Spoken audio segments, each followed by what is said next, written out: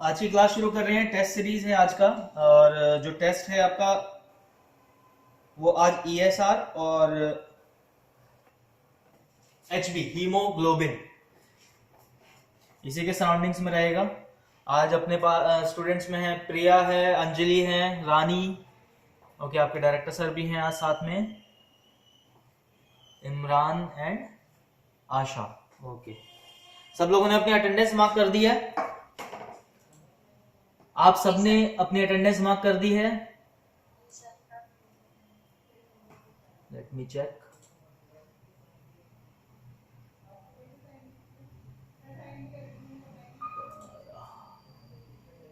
चार बच्चे हैं जो आज अटेंडेंस मार्क नहीं कर पाए हैं, आसिफ, मुस्तफा, निधि एंड शिल्पी।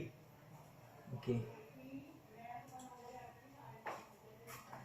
ईएसआर जिससे पूछूंगा सिर्फ वही अपना माइक अनम्यूट करेगा और वही रिप्लाई देगा।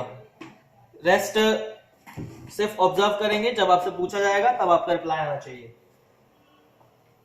प्रिया Pal, full form of ESR? Electrocyte sedimentation rate. Erythrocyte sedimentation rate. Yes sir. Anjali, what the other name of erythrocyte? Red blood cell. Red blood cell. यानी ईएसआर का इरेथ्रोसाइट जो है वो आरबीसी को डिनोट कर रहा है। सेडिमेंटेशन का मतलब क्या होता है इमरान? ये उनको पकड़ा था बिल। हमें तो जाना पड़ेगा उधर। इमरान सुन पा रहे हैं आवाज?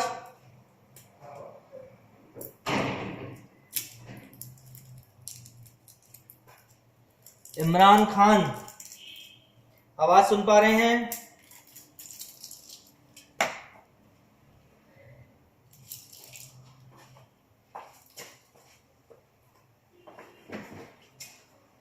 इमरान आवाज सुन पा रहे हैं? से यस और no.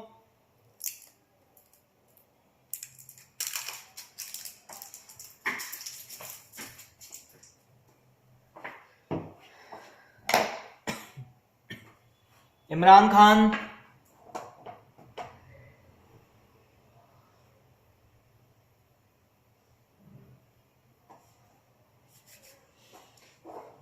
either it is a network problem or he is not replying.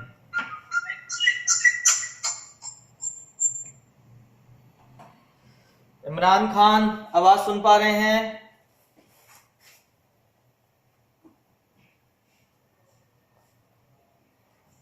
Imran कौन है?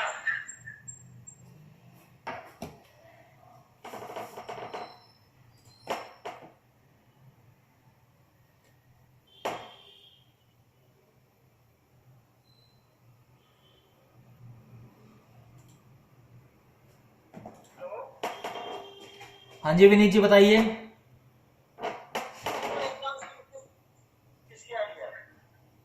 इमरान जिसकी भी आईडी हो, आप अपने से मतलब रखिए, दूसरे से क्या मतलब करेंगे आप लेके।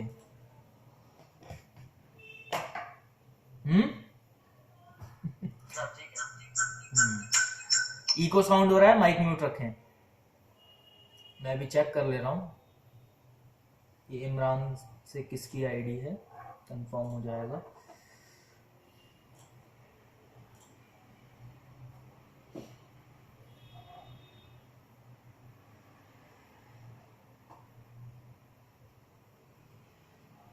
मोहम्मद आसिफ, अंजलि, मुस्तफा तो यहाँ शो नहीं कर रहा है। Let me check. उधर से कोई बच्चा तो लिंक नहीं हुआ। किसी और ने ये लिंक शेयर तो नहीं किया है किसी और बच्चे को?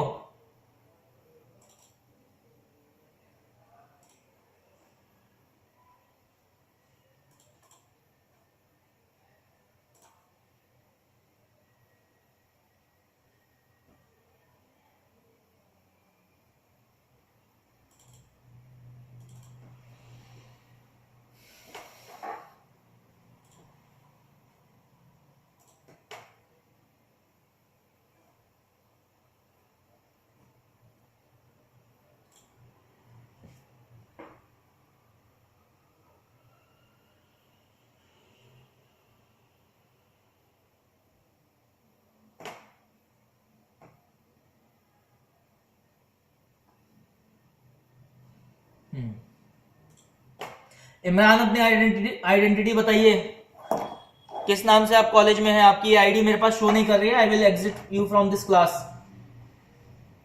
इमरान खान।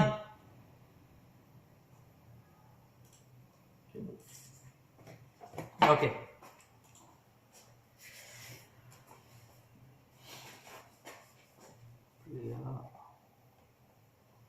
अंजलि, रानी, आशा, विनीत।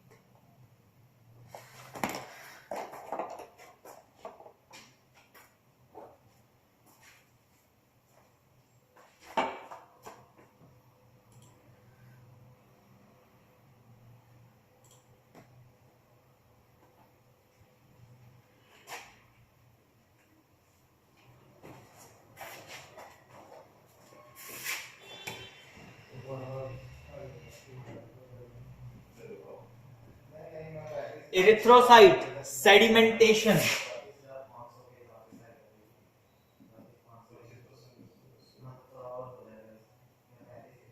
रेट।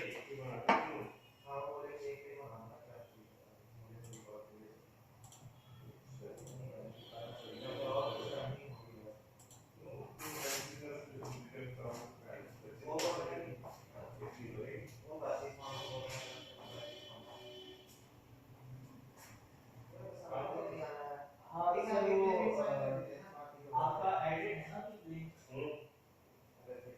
माइक ऑन करके ऑफ कर दीजिए।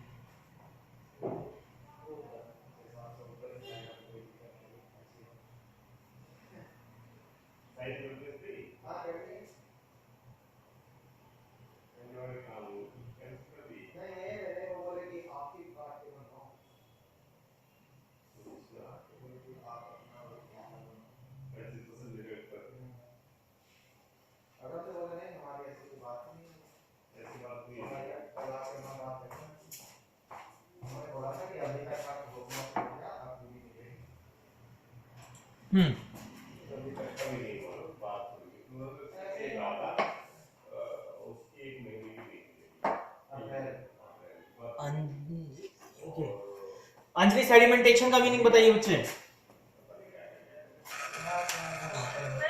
सेडिमेंटेशन का क्या मतलब होता है? सेटल डाउन, यानी रोलेक्स फॉर्मेशन। बेसिकली सेडिमेंटेशन में क्या मतलब आ रहा है इसका? रोलेक्स फॉर्मेशन, ही एक के ऊपर एक सेटल डाउन होना। ठीक है, रेटिंग मतलब 1 घंटे का आर की रेटिंग हो गई आपकी। ओके, रानी जी, ईएसआर के 2 मेथड का नाम बताइए। कौन कौन से 2 मेथड ईएसआर में यूज किए जाते हैं? सॉरी, आवाज क्लियर नहीं है बच्चे आपकी, एक बार फिर से बोलिए।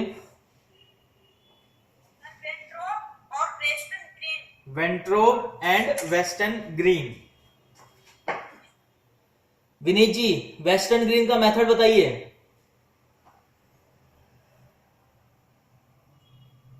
विनीत जी सुन पा रहे हैं? जी सर। हाँ, वेस्टर्न ग्रीन का मेथड बताइए। वेस्टर्न ग्रीन सर आपने देखा ही नहीं कौन सा वो होता है। ईएसआर की क्लास पढ़ी है? क्या सर? ईएसआर की जो क्लास दी थी वो पढ़ी थी? सर 3-4 दिन से तो क्लास ज्वाइन ही नहीं कर पा रहे सर, हमारा मोबाइल ही नहीं काम कर रहा था। और जो यूट्यूब का चैनल है उस पर भी नहीं देख पा रहे होगे आप, है ना? तो सर बहुत दिक्कत दे रहा है सर अभी। अच्छा, जहां लेबोरेटरी में वहां कंप्यूटर नहीं है आपके पास? जी सर। हाँ, तो वहां पे भी तो देखा जा सकता है। घर में कितने फोन है एंड्रॉइड के? हम तो काम नहीं है सर। हाँ, तो उसमें से एक फोन 1 घंटे के लिए यूज नहीं हो सकता? बेटा, इस तरीके के एक्सक्यूज दोगे ना तो तुम्हारे खुद के लिए नुकसानदायक है, वो मेरे लिए नहीं है। कहीं सोचो कि यहां जवाब ना देके और काम चल जाएगा तो बेटा खुद का तुम्हारा नुकसान होगा, मेरा कुछ नहीं जाएगा। 1 साल में नहीं, 2 साल में एमएलटी पूरी करोगे। जो एमएलटी 1 साल में होती है वो 2 साल में एमएलटी पूरी होगी। फिर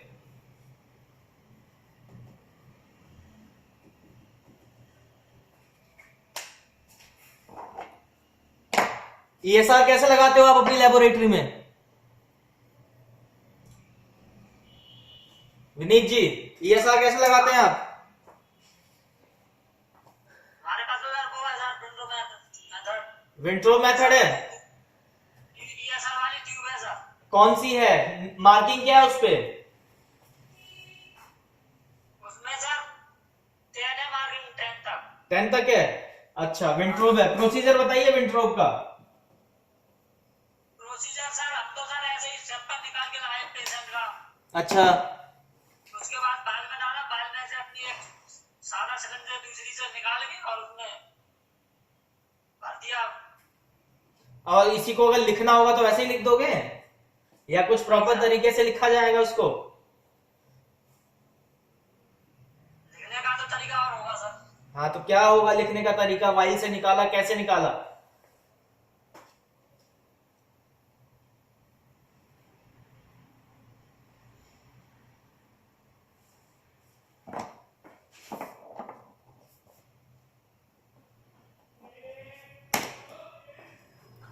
आप ESR पढ़ेंगे और 1 घंटे बाद आपका टेस्ट होगा। क्लास एग्जिट कीजिए और ESR पढ़िए। 1 घंटे बाद मैं आपको कॉल करूंगा टेस्ट के लिए।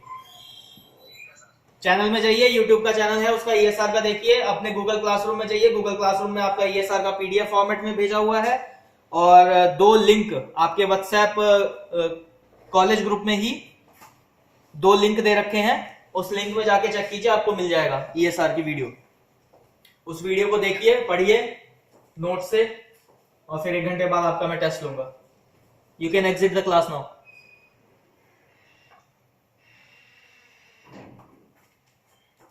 हाँ जी आशा जी, लाइन पे हैं या निकल गए हैं? ठीक है। वेस्टर्न ग्रीन का प्रोसीजर बताइए। वेस्टर्न ग्रीन का प्रोसीजर बताइए।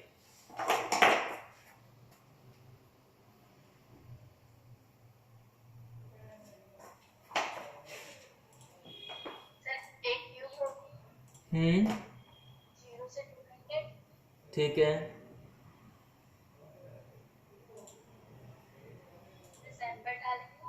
हम्म,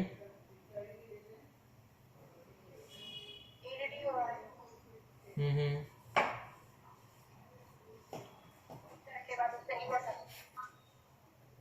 1 घंटे बाद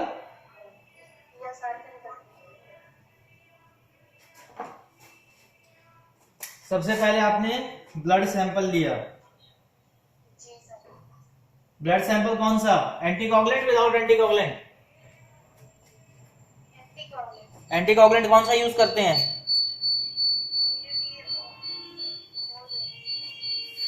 EDTA और होल ब्लड? होल ब्लड से ये सब लगा सकते हो आप?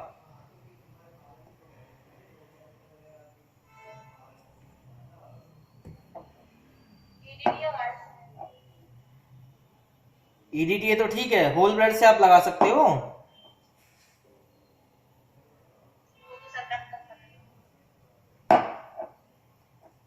कब कंफर्म करोगे? टेस्ट के बाद? Okay sir.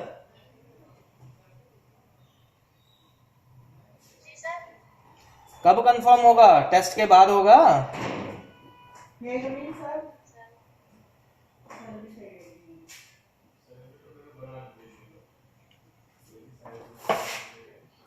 5 मिनट का टाइम दे रहा हूं, कंफर्म करो कौन सा एंटीकोगुलेंट है। पढ़ना शुरू कर लो वरना मैं मारना शुरू करूंगा तुम्हारे को। यही कॉलेज बुलाऊंगा डेली। परमिशन मिली गई है 50% स्टूडेंट के लिए। एक दिन बुलाऊंगा, डंडे से पेरना शुरू करूंगा अच्छी से। रानी, विंट्रोप का प्रोसीजर बताइए।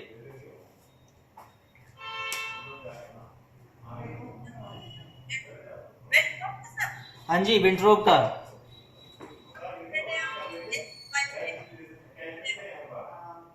पहले वाइल लेंगे।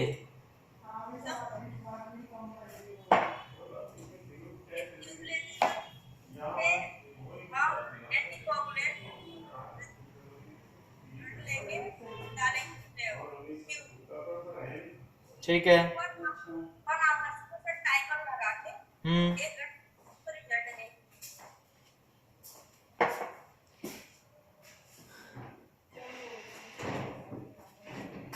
किस किस कंडीशन में ईएसआर बढ़ जाता है? प्रिया, रानी हो गया आपका। प्रिया आप बताएं, किस किस कंडीशन में ईएसआर की वैल्यू बढ़ जाएगी? तो बॉडी में इन्फ्लेमेशन होगा तो ये ईएसआर बढ़ा होगा। बॉडी में इन्फ्लामेशन होगा तो ईएसआर बढ़ा होगा, एक कंडीशन हो गई। दूसरी कंडीशन?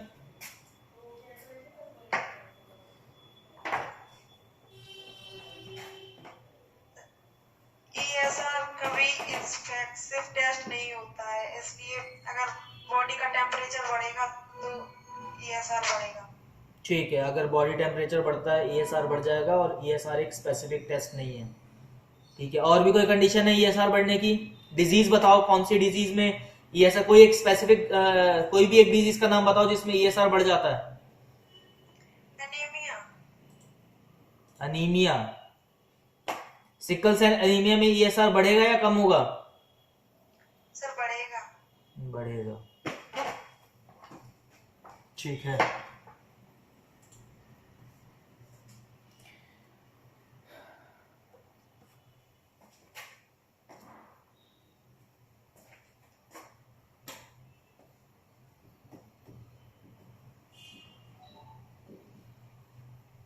अंजलि राजपूत, ईएसआर का प्रिंसिपल बताइए। क्या सर? ईएसआर का प्रिंसिपल बताइए। ईएसआर में रेड ब्लड सेल को सेटल डाउन होता है पहले जो टैबलेट्स फॉर्मेशन होगी और जो सेटल डाउन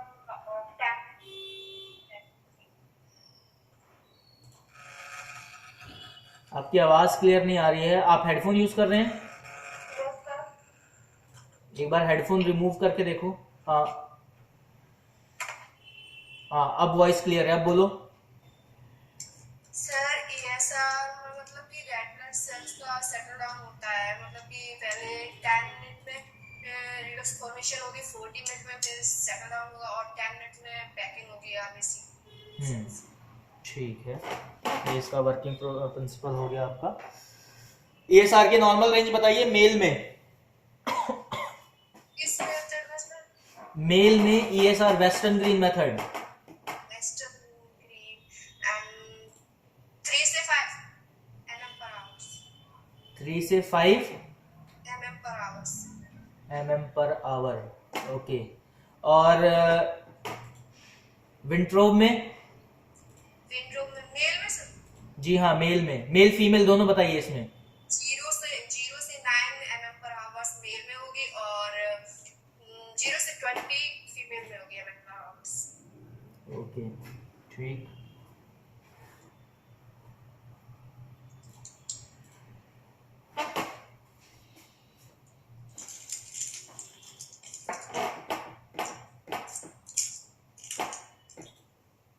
ठीक है, माइक म्यूट कर लें आप अपना।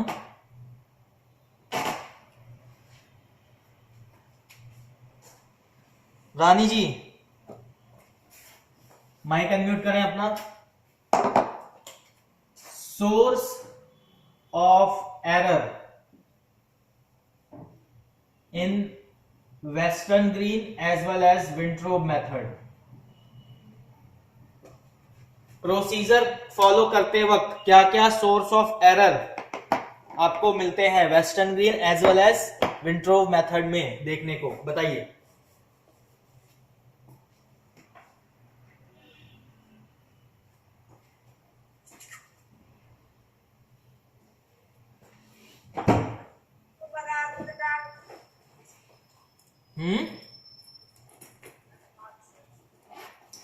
सोर्स ऑफ एरर,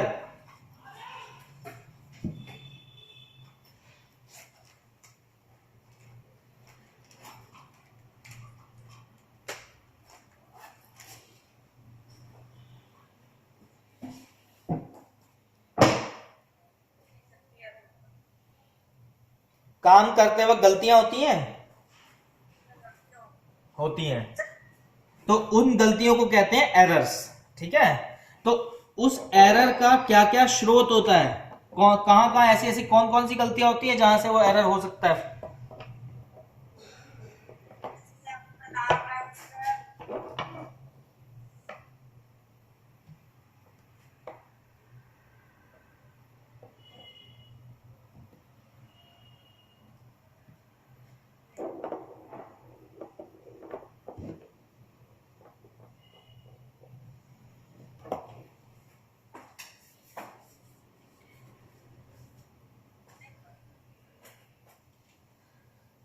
नहीं पता लग रहा।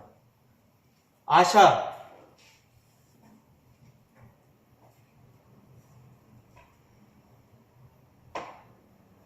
जी sir. Source of error Wintrobe as well as Westergren. Sir नहीं पता। नहीं पता। अंजलि राजपूत,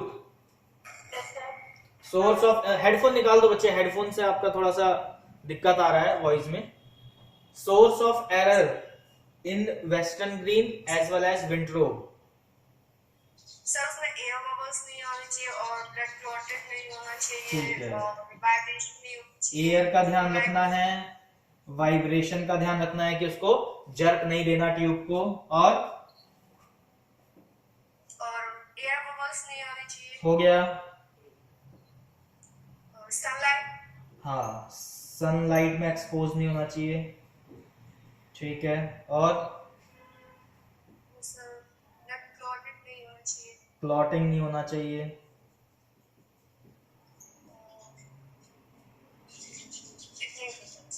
इतने ही है।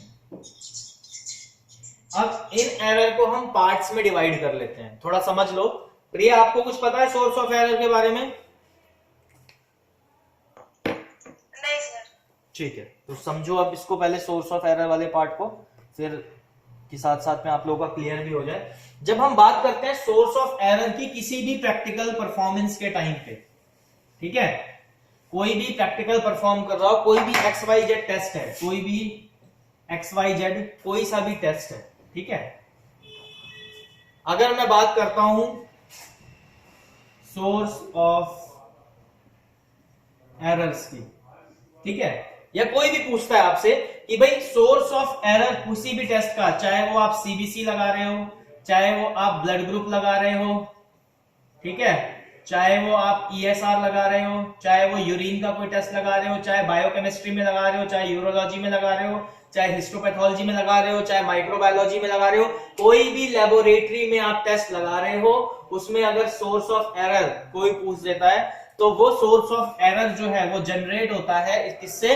आपके प्रोसीजर से। किससे जनरेट होगा? आपके प्रोसीजर से जनरेट होगा। तो प्रोसीजर से कैसे जनरेट होगा, क्या जनरेट होगा, वो ध्यान रखना है या समझना है उस चीज को।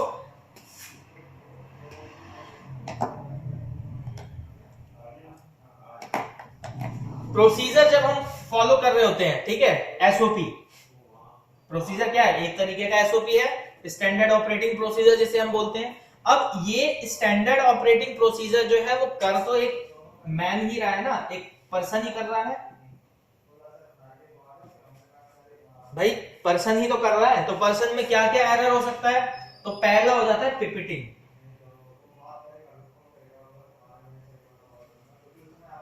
पहला एरर कौन सा होता है? पिपिटिंग। चाहे वो माइक्रो पिपिट से हो रही हो, चाहे वो वॉल्यूमेट्रिक पिपिट से हो रही हो, ठीक है, तो पहला एरर आता है आपका पिपिटिंग का। ठीक, पिपिटिंग एरर में दूसरा एरर आ जाता है आपका इंक्यूबेशन।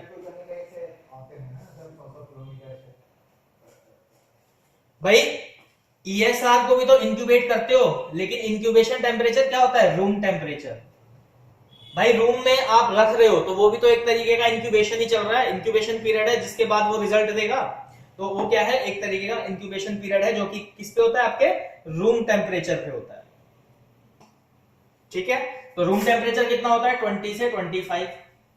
अब आपने विंडो के बगल में ESR स्टैंड रखा हुआ है, वहां पे सनलाइट का एक्सपोजर है, तो आपको क्या देखना है? साथ में एरिया का भी ध्यान रखना है कि भाई जिस एरिया में ESR आप लगा रहे हो वहां पे कोई एक्सपोजर, सनलाइट का एक्सपोजर तो नहीं है, या कोई ऐसा एरिया तो नहीं है जहां पे टेम्परेचर रूम टेम्परेचर से हाई है, जो नॉर्मल रूम टेम्परेचर। अब रेफ्रिजरेटर है, उसके बगल में ESR स्टैंड रख दो, रेफ्रिजरेटर से कंटिन्यू हीट बाहर आती है साइड से।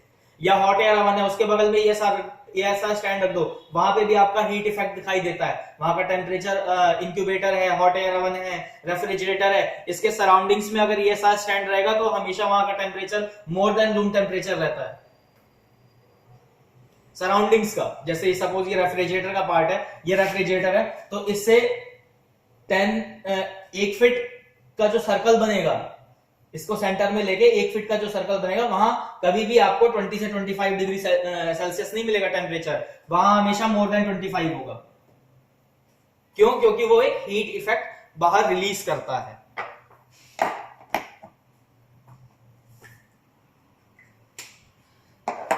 तो पहला एरर आ गया हमारे पास पिपेटिंग, दूसरा इंक्यूबेशन, तीसरा रिपोर्ट राइटिंग। ये भी एक तरीके का एरर होता है। अब आपने लिख के दे दिया जी 17.5 और पॉइंट हल्का सा था, पेन चला नहीं, तो 175 रीडिंग हो गई। तो ये क्या है? ये रिपोर्ट राइटिंग एरर में आ जाता है कि आपने जो परफॉर्म किया और जो रिपोर्ट में लिख के दिया वो दोनों मैच्ड है या नहीं है। भाई रिजल्ट था 17.5, पेन चला नहीं, पॉइंट हट गया, रिपोर्ट हो गई 175। क्या हो गया? हाई हो गया या लो हो गया, as per the normal range. दोनों में से कुछ भी हो सकता है। तो रिपोर्ट राइटिंग एरर होता है, एक आपका पिपेटिंग एरर होता है और एक आपका इंक्यूबेशन एरर होता है। ठीक है, ये 3 मेजर हेडिंग के एरर्स होते हैं पिपेटिंग में। किसी भी टाइप की पिपेटिंग हो या रिफिलिंग हो, रिफिलिंग नहीं सॉरी फिलिंग कहेंगे इसको। पिपेटिंग में आपका फिलिंग भी आ जाता है। भाई एक जगह से आप ले रहे हो, दूसरी जगह उसको पोर कर रहे हो, डाल रहे हो। तो ये चीज क्लियर हो गया सोर्स ऑफ एरर का। से समथिंग क्लियर हुआ या नहीं? क्लियर हुआ। हाँ जी प्रिया जी, क्लियर हुआ? सर क्या sir? Yes sir. Yes sir, पूरा बोलो। हाँ जी अंजलि जी, आपको भी क्लियर हो गया? Yes sir. रानी आपको? जी सर क्लियर। ठीक है, आगे बढ़ते हैं टेस्ट में।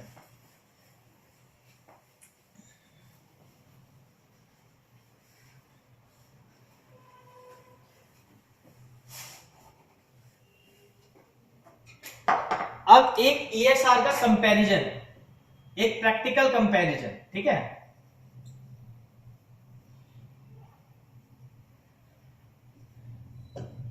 भाई किसी और टेक्नीशियन ने ESR लगाया था और आपने उसकी CBC चलाई थी मशीन में सपोज।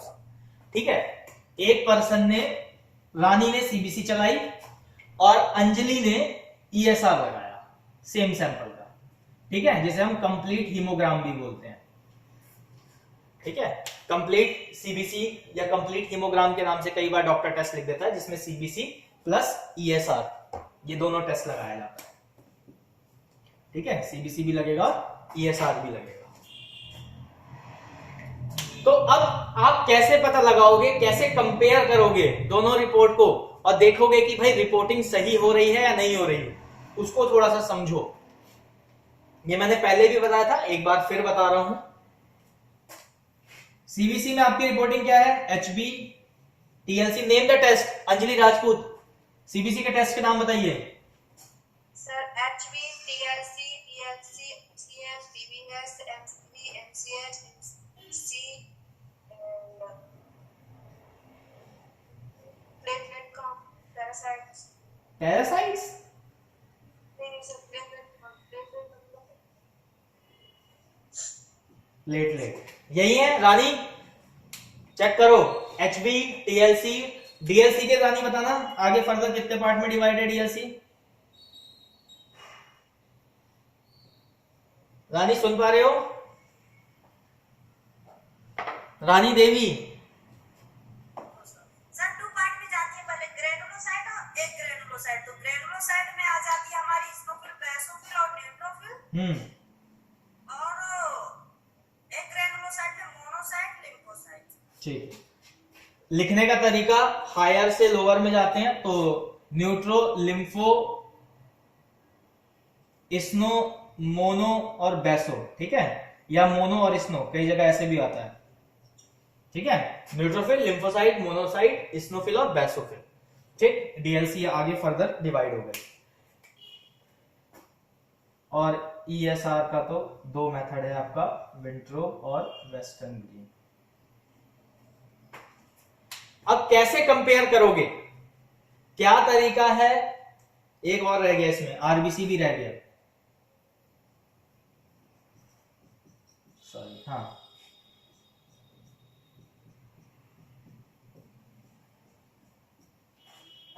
प्रियापाल, एचसीटी की फुल फॉर्म क्या होती है?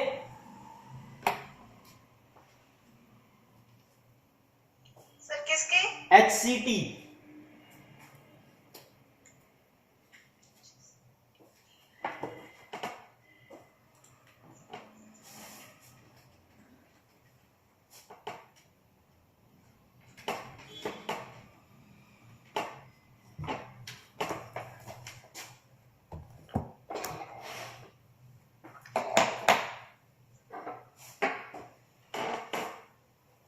बताइए। अच्छा, पीसीवी की क्या फुल फॉर्म होती है?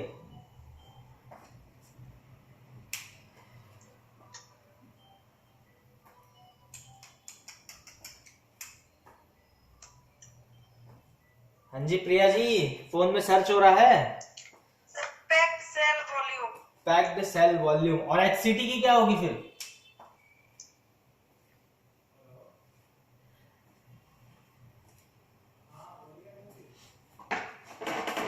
कर लो बेटा, गूगल कर लो, बहुत टाइम मिलता है तुम्हें।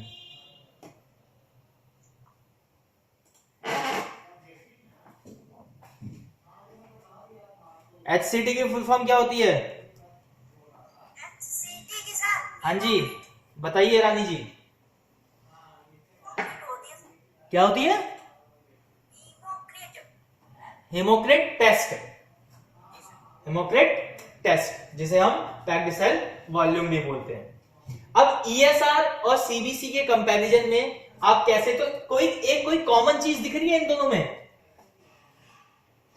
हाँ जी, कोई बता सकता है आप चारों में से? इनमें से कोई कॉमन चीज है जिससे हम कंपेयर कर सकते हैं आपका सीबीसी और ईएसआर दोनों को? Sir RBC. ठीक है, मैं मार्क कर रहा हूं। एक ये आरबीसी हो गया जो ईएसआर के साथ कंपेयर किया जा सकता है, और भी है इसके अलावा कुछ? Sir HB. एचबी भी हो गया एक, गुड। और MCHB. MC HC. MCV MCH sir ये तो आते हैं। अच्छा, ये एमसीएच और एमसीवी, ओके। और भी कुछ है? PCV sir. पीसीवी। सर जो इसमें तेरा एमसीवी एमसीएच के तीन चार इसी में आते हैं ना सर, ईएसआर के अकॉर्डिंग आते हैं। चलो एमसीएचसी भी ले लिया। और भी कुछ है या बस इतना ही होता है सीबीसी में? कंपैरिजन में इतना ही ले सकते हैं? ठीक है, अब आगे बढ़ते हैं, समझते हैं। बिल्कुल ठीक बता रहे हो आप लोग। एचबी हीमोग्लोबिन, आरबीसी क्योंकि इरिथ्रोसाइड है यहाँ, और इरिथ्रोसाइड ये भी है, ठीक है। और इरिथ्रोसाइड के अंदर क्या रहता है आपका? एचबी रहता है। और आरबीसी को कौन कौन सी चीजें बताती हैं भाई? आरबीसी आप एमसीवी, एमसीएच और एमसीएचसी ये डिफाइन करता है मॉर्फोलॉजी आरबीसी की, ठीक है। पीसीवी और एचसीटी क्या है? एक तरीके का पैक्ड सेल वॉल्यूम है, वो भी आपका आरबीसी से रिलेटेड है और ईएसआर से भी रिलेटेड है, ठीक है। क्योंकि ईएसआर कैसे लगता है भाई? ईएसआर है 1 घंटे के लिए आपने क्या किया? सेल को छोड़ दिया ट्यूब में डाल के, वो सेटल डाउन हो गई। जो सेल्स हैं आपकी वो क्या हुआ? यहाँ पे ये सारी सेल्स आ गई, ठीक है, ये सेटल डाउन हो गई। अब ये सेल सेटल डाउन हो गई, यहाँ पे क्या हुआ? एक आपका प्लाज्मा आ गया, ठीक है। सोडियम सिट्रेट हो या ईडीटीए हो, ईडीटीए में आपका मॉडर्नाइजेशन आया है जिसमें आप नॉर्मल सलाइन के साथ क्या करते हैं, डाइल्यूशन सॉल्यूशन बनाते हैं तब लगाते हैं, या फिर सीधा प्रैक्टिकल फॉर्म की अगर मैं बात करूं तो जो रिजल्ट आता है उसको 2% कम करके आप डायरेक्टली रिपोर्ट राइटिंग भी कर सकते हैं। ठीक है, तो अब पीसीवी कैसे लगाया जाता है, पीसीवी का भी सेम तरीका है। पीसीवी का क्या तरीका है जी, तो अगर आप विंट्रोब ट्यूब से लगा रहे हो ईएसआर तो विंट्रोब ट्यूब से ही आपका पीसीवी भी लगता है। ठीक है, जिसमें 0 तक रखा, फिर उसको क्या करते हैं, सेंट्रीफ्यूज, उसको क्या करोगे, सेंट्रीफ्यूज करोगे तो पैक्ड सेल वॉल्यूम, ये जो सेल है ये सेल होता है आरबीसी। ठीक है, तो इसमें भी क्या होगा, आरबीसी सेटल डाउन हो जाता है, ऊपर आपको यहां प्लाज्मा मिल जाता है। तो बात तो वही है, आप डायरेक्टली सिर्फ एक यही है जो आप डायरेक्ट ईएसआर और एचसीटी पीसीवी को कंपेयर करके देख सकते हो।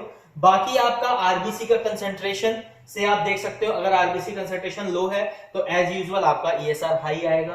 ठीक है, एचबी से डायरेक्ट रिलेशन नहीं है, बहुत ज्यादा इनडायरेक्ट रिलेशन है, क्योंकि एचबी का कोई रोल नहीं है ईएसआर के साथ, एचबी का जो डायरेक्ट रोल होता है वो आरबीसी के साथ होता है। ठीक है, उसके बाद बात कर लेते हैं एमसीएच, एमसीवी, एमसीएचसी, ये भी आपका इनडायरेक्टली, काफी ज्यादा इनडायरेक्टली रिस्पॉन्ड करता है। किसमें इनडायरेक्टली रिस्पॉन्स करेगा, जो आपकी रोलेक्स फॉर्मेशन है ईएसआर के अंदर, जो रोलेक्स फॉर्मेशन होती है उसको अगर आपको स्टडी करना है कि भाई किस टाइप की रोलेक्स फॉर्मेशन हो रही है, क्या है, तो वो आप एमसीवी, एमसीएच और एमसीएचसी के बेसिस पे देख सकते हो, क्योंकि वो आपकी आरबीसी की मॉर्फोलॉजी को बताता है।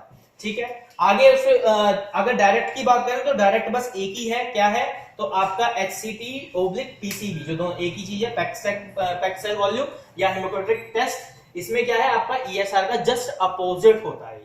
ठीक है, दोनों टेस्ट का प्रोसीजर आपके पास है, आप देख सकते हो, लिंक मैं आपको शेयर कर दूंगा। क्लियर हो गया, प्रैक्टिकली आप ईएसआर को और सीबीसी में से किस पार्ट को आप लिंक कर सकते हो, क्लियर है? Yes sir. चलो आगे बढ़े। जी सर। कंफ्यूजन हो तो दोबारा पूछ लेना।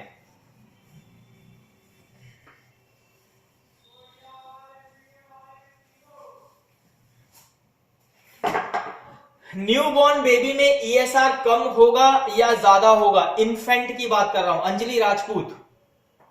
सर ज्यादा होगा। ज्यादा होगा ईएसआर, एक बार फिर सोचो।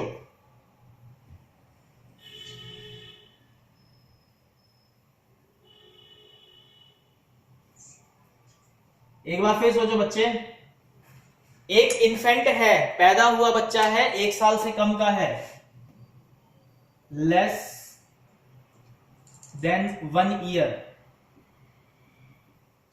इसका ईएसआर का रेंज कैसा होगा, हाई होगा या लो होगा?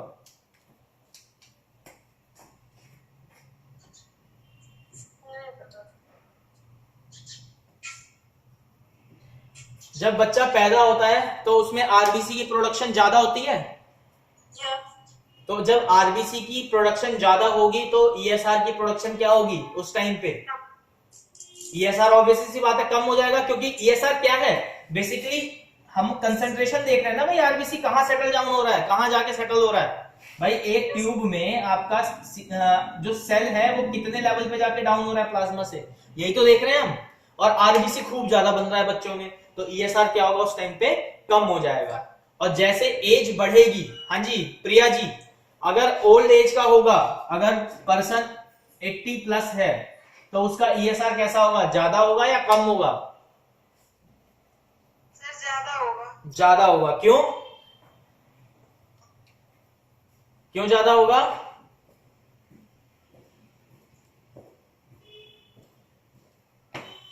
क्यों? क्योंकि वहां आरबीसी की प्रोडक्शन क्या है, कम हो गई है भाई। जैसे जैसे इंसान ओल्ड होता जाता है उसकी बोन मैरो क्या होती है, वीक होती जाती है, जो प्रोडक्शन है आरबीसी का या जो फॉर्मेशन है स्टेम सेल का वो कम होता जाता है। तो येलो मैरो और जो रेड मैरो है वो उसकी प्रोडक्शन कम हो जाती है, जिसकी वजह से फॉर्मेशन कम हो जाती है, तो आपका ईएसआर वैल्यू बढ़ जाता है। लेकिन इसका मतलब ये नहीं है कि वो पर्सन को इन्फेक्टेड है, ठीक है। तो एक एज में भी समझने की बात है कि भाई बच्चा इन्फेंट होगा तो उसका आरबीसी बड़ा कम होगा, और जब वही ओल्ड एज में चला जाएगा तो उसका आरबीसी वो सॉरी ईएसआर बढ़ जाएगा। अब नॉर्मल रेंज ऑफ ईएसआर की अगर बात करें, mm पर आर फॉर्मूला, भाई नॉर्मल ईएसआर हर एक एज में निकाला जा सकता है कि कौन सी एज में क्या फॉर्मूला, बताइए आशा जी क्या फॉर्मूला था, जी सर। फॉर्मूला बताएं।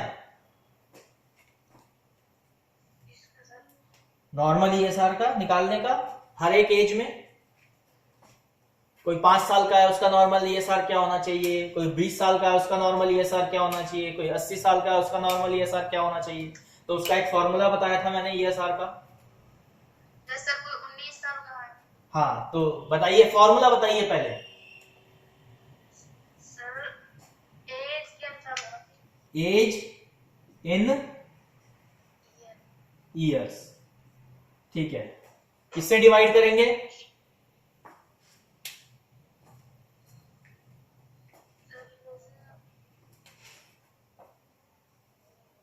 ठीक है। तो हाँ ये तो हो गया आपके किसके लिए, ये हो गया आपका पार्ट मेल के लिए, जी सर। और फीमेल के लिए करना होगा तो क्या करेंगे, सर फीमेल के लिए बस 5 ऐड कर देंगे सर। 5 ऐड कर देंगे, करेक्ट। जी sir. Age in years plus 5 और डिवाइड में 2 ही रहेगा, ठीक है। ओके। चलो अब जिससे पूछूंगा वही बताएगा।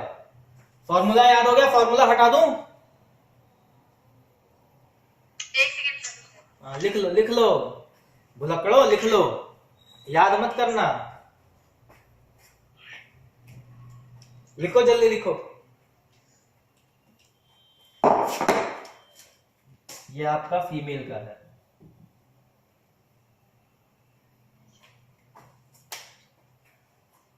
सर हो गया लिखे।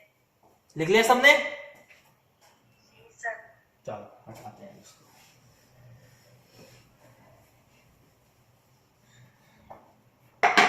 हाँ जी प्रिया जी आपकी बारी है।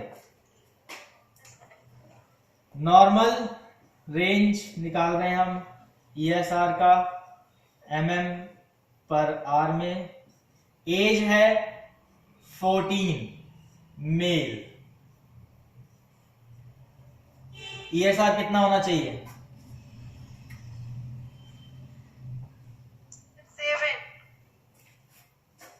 यूनिट क्या लगेगा,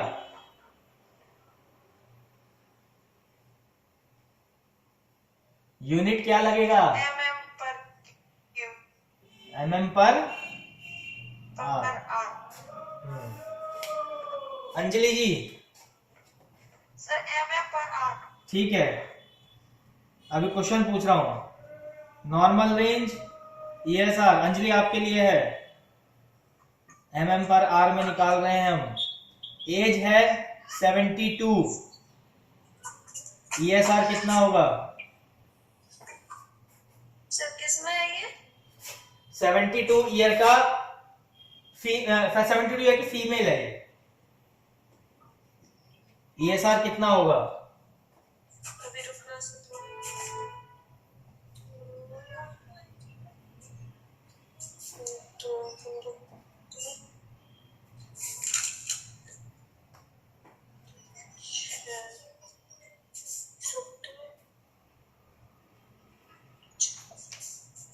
फीमेल में सर? हाँ जी फीमेल में है, 72 ईयर की है, sir 41 mm per hour. Divide करके देखते हैं करेक्ट आ रहा है कि नहीं आ रहा है, 3 6 प्लस 5 71 पर आवर, करेक्ट, ठीक है ना, ये क्या हुआ है, डिवाइड किया 36 आया प्लस 5 क्या होगा, बाकी लोग भी अपना करते रहे साथ साथ में। हाँ जी विनीत जी पढ़ लिया, हाँ सर। चलो अब बताओ फिर, पढ़ लिया तो जरा पूछते हैं हम,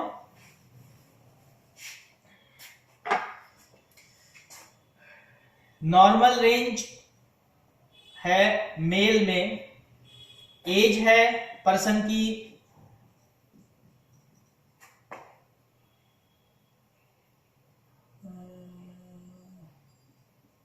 11 ईयर का बॉय है। बताइए ईएसआर नॉर्मल ईएसआर इसका कितना होना चाहिए?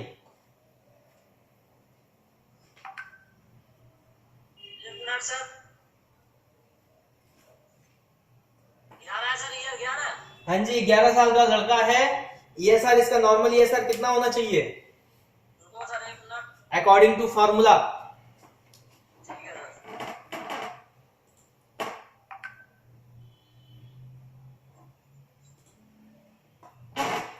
7.2 सर। कितना? 7.2। 7.2। हाँ जी आंसर ठीक है। बाकी बच्चों नहीं। हाँ जी विनीत जी जरा नहीं टू सर, का नहीं सर, नहीं सर। जरा टू का टेबल सुनाएंगे? ना सर, टू का टेबल सुनाइए आप। 7.2 है सर। 7.2।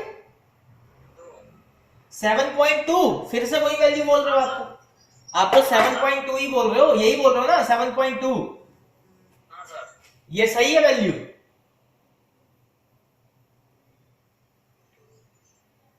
टू का टेबल सुनाओ, ऐसे नहीं सुधरोगे तुम लोग। टू का टेबल सुनाओ विनीत। 2 दूनी 4, 2 तीन 6, 2 5, 2 15, 2 6 12, 2 7 12, 2 8 16, 2 9 18, 2 9 20। 5 किया तो 10 आया और 6 किया तो 12, यही आया ना? हाँ सर। ठीक है, अब जरा डिवाइड करना भी सीख लो। ठीक है, कैसे डिवाइड करते हैं? ऐसे ही करते हैं ना? तो कैसे होगा?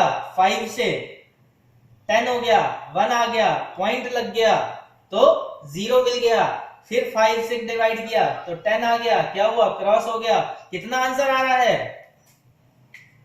5 पॉइंट। 5. इसका आंसर क्या आ रहा है? 5.5। आपका 7.2 कैसे आ गया भाई? टेबल तो आता है आपको, डिवाइड करना नहीं आता। आता है सर। तो फिर 7 कहां पहुंच गया बेटा? दूसरा पूछो सर, दूसरा कोई। पहले इसको तो समझाओ 7 कैसे आया, मुझे कहां गलती कर रहे थे? आपको टेबल याद है, आपको डिवाइड करना आता है, तो 7.2 कैसे हो गया? सर हमने सर ये आगे वाले 5 है सर, इसमें जो +5 होते हैं ये +5 कर दिए सर। 5 में भी +5 करोगे तो 10 होता है, 7 तो होता ही नहीं है। 5 में भी अगर आप प्लस कर रहे हो, वैसे तो प्लस नहीं करना है। फीमेल के केस में 5 प्लस किया जाएगा, मेल के केस में age it is age in year divided by 2, ये फॉर्मूला है। और फीमेल के 5 से सर को कर दिया सर। हैं 5 से 5 से डिवाइड किया। हाँ सर, गलती हो गई सर। तो 5 से भी अगर आप 11 को डिवाइड करोगे बेटा, तो 5 भी तो कितने में जा रहा है? 2, 10 हो गया सीधा। ठीक है, एक कैरी आया, फिर 2, 10 हो गया, तब तो 2.2 आ रहा है, फिर भी 7.2 नहीं आ रहा। सर जो आगे वाले 2 है उसमें हमने 5 जोड़ लिए सर, तभी तो 7.2 हुए सर। अच्छा, फिर इसमें 5 जोड़ा आपने। ओके हाँ सर। चलो, गलती पता लग गई कहां कर रहे थे?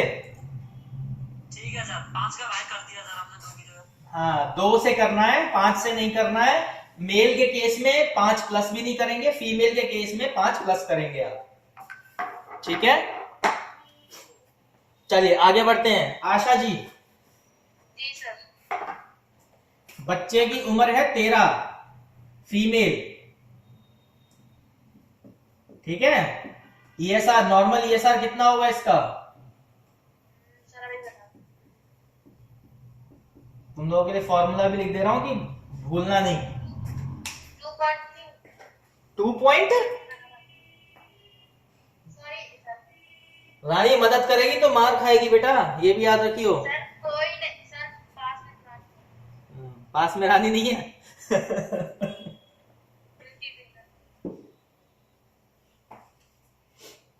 डिवाइड करना बेटा, मैथ्स थोड़ा थोड़ा पढ़ो, प्लस करना, माइनस है।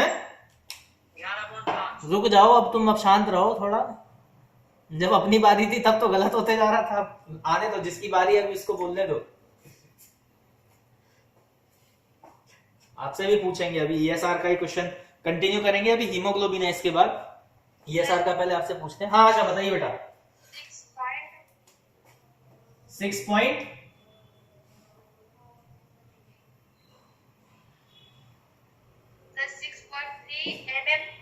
6.3 चेक कर लेते हैं।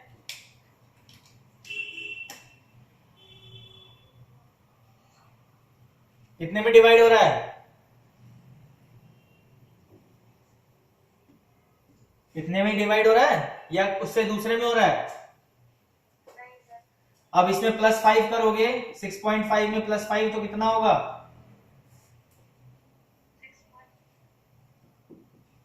ये आंसर आएगा 11.5। कैसे आया चेक करो। 2 के टेबल में 13 कब आता है? तो 6 में 12 आ जाता है। तुम्हें एक एक स्टेप करके दिखाना पड़ेगा। टेबल सीखो बेटा, सीखो। कितने? 6 12 कितना हुआ? 1 पॉइंट लगाओ, क्या मिला? 0 5 हो गया, 10 क्रॉस, 6.5 आ गया। अभी 6.5 में क्या प्लस किया आपने? इस 5 को प्लस किया, तो 5 प्लस हुआ तो क्या हुआ? 6.5 + 5, तो यहाँ 0.5 आ गया। 6 5 11।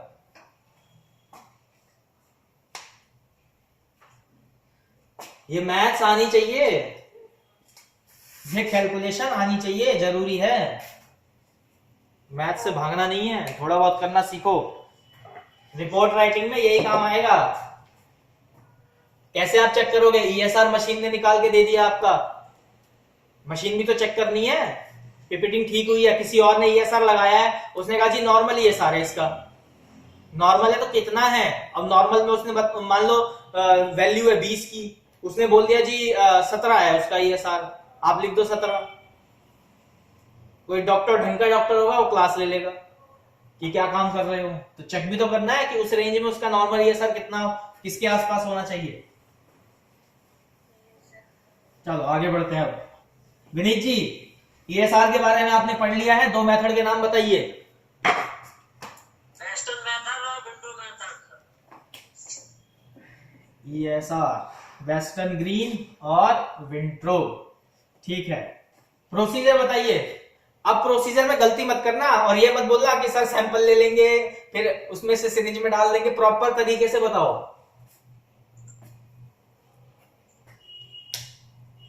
बता नहीं पाएंगे सर तो। अरे क्यों नहीं बता पाओगे? बोलना तो आता है हिंदी में,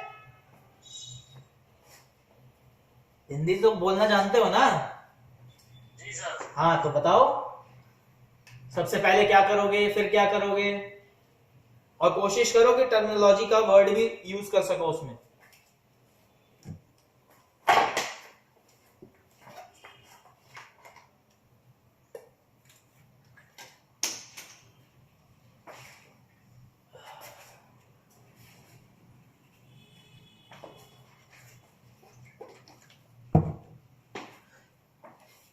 बताओ बताओ, कोशिश करो, बताओ।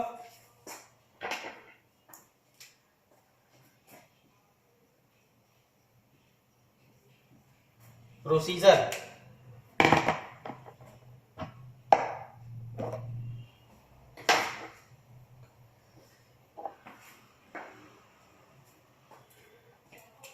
सबसे पहले क्या लेंगे? ये ईडीटीए वाले ने सैंपल लिया हुआ है हमारे पास। ईडीटीए ब्लड सैंपल, ठीक है। पहले ईडीटीए हमें ब्लड सैंपल चाहिए, ठीक। उसके बाद क्या करेंगे? इसकी सर पास्चर पेपेट आती है सर हमारे पास, पर वो तो है नहीं, हम तो सर्च नहीं करते हैं सर। चलो कोई नहीं, with help of Pasteur pipette क्या करते हो? Transfer the sample to western tube, ठीक है, यही करते हो? जी सर। ठीक है।